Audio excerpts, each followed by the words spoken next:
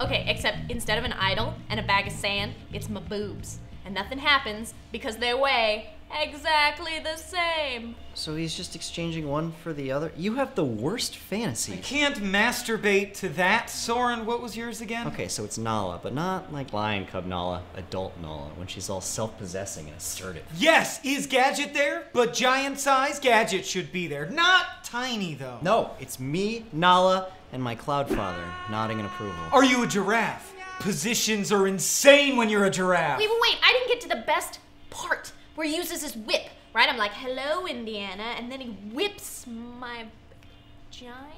Are you making these up right now? These are supposed to be from adolescence. No, he doesn't whip it. He hangs from, no. Oh, what if he uses the handle? Just, Stop! Just stop! God! Yeah, plus I think that handle's all interwoven leather and jungle grime. You don't want to go there. Can we just change the subject, please, to anything? Indiana Jones is a bad choice. He's emotionally distant. He'd probably just have sex with you and then be like, this belongs in a museum, and then store your vagina in some endless warehouse. good, no gossip. That means that when you bang Indy, whatever happens in your Temple of Doom stays in your Temple of Doom. No, say. Don't talk like Don't call it that. I'd let him roll a few boulders down my tunnel if you know what I am saying. I think so. So would he just take his balls and sort of... That's it! Tangent topic. Don't fear the smut, Daniel! I don't fear smut, Michael. I transcend it.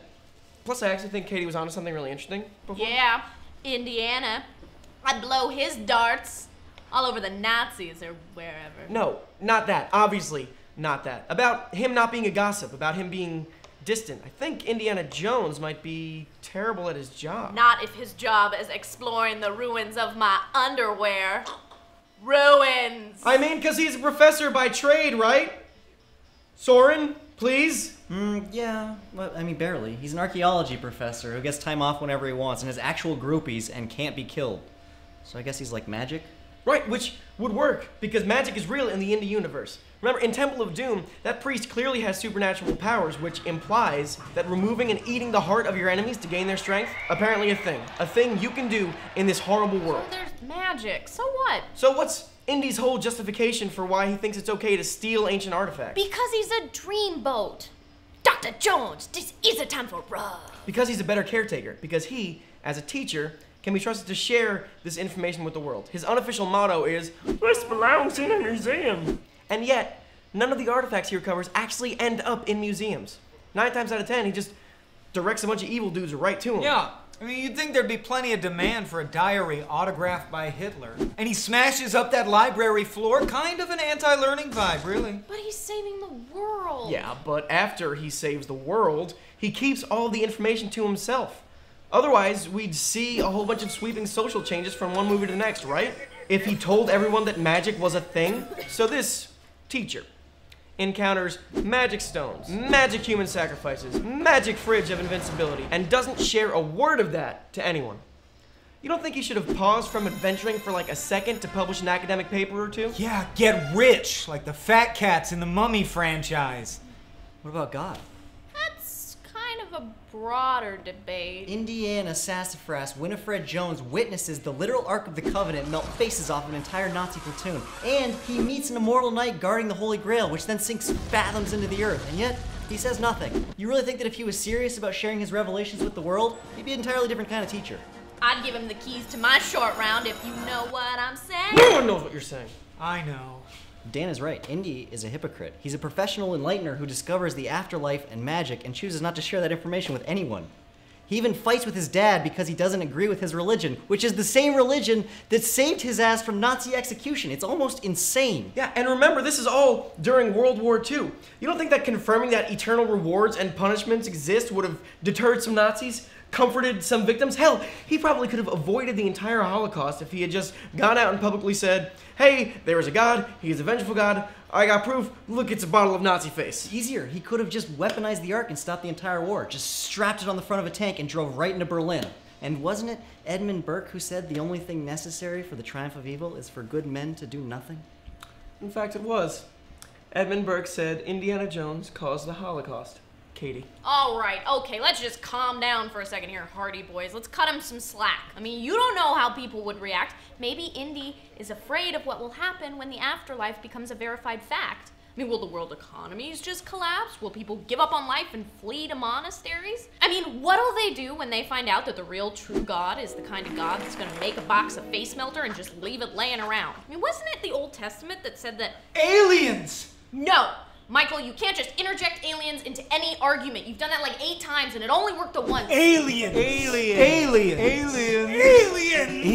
Indiana Jones did encounter aliens. Bingo! Plus, I wanted to talk about sharing adult, mature love with a man-sized cartoon mouse, so don't blame me. God and the afterlife trump aliens. He's dragging us backwards. Don't you see? He is always dragging us backwards. That's my shtick! But the broader point that I'm making is in Bill and Ted's Bogus Journey, Bill and Ted discover magic, hell, mug their way into heaven, talk to God, and then travel through time to team up with aliens. Then what do? Blast it out live. Wild Stallion style. Oh my God, what just happened? Something just came over me. It's the magic of B&T. Because they were honest with people instead of picking and choosing what the public got to know. And it led to a utopic future, remember? George Carlin was alive and everything. And did George Carlin not say and tits? He did. Okay, but what does Bill and Ted have to do with Indiana Jones? I get it. It's a controlled experiment, but you got 2 different subjects, but the same stimuli. You've got massive revelations, specifically magic and time travel, and then the introduction of God and the afterlife, and then the existence of aliens. The only variable is how they deal with it. In one case, you have Indy, who's dealing with it in total secrecy, and then on the other side, B&T, with total openness. Wait, Soren, did you just make an argument for transparency and freedom of information? No. I made an argument for mystical chosen ones who defy death and time and rock forever because they're inherently ubermensch. Ah. But the point is, Dan is right. Alex Winter should be the next Indiana Jones. Well, that wasn't even close to my point. But judging solely by your tone of voice and happy, vacant expression, I can assume you're on my side, which I think makes it 3-1. You ready to admit defeat, Wilbert? Yeah, right. I'd admit his feet if I... Yeah, I guess I just don't care at the end of the day whether or not I hypothetically bone a fictional character, so... Yeah, that makes sense. The commenters will, Yeah. but... Where did the feet go? I let him come in my cave of wonders. That's not That's the right Aladdin. thing. That's We're Aladdin. on Aladdin now. I'd let Aladdin in. I'd show him the world. Hi, I'm Crack.com editor-in-chief Jack O'Brien, and if you do not subscribe to our YouTube channel, I'm gonna fire that young man. No, you take that hat off. You don't deserve to wear that hat, Daniel. What did I say? Out of the shot. So subscribe.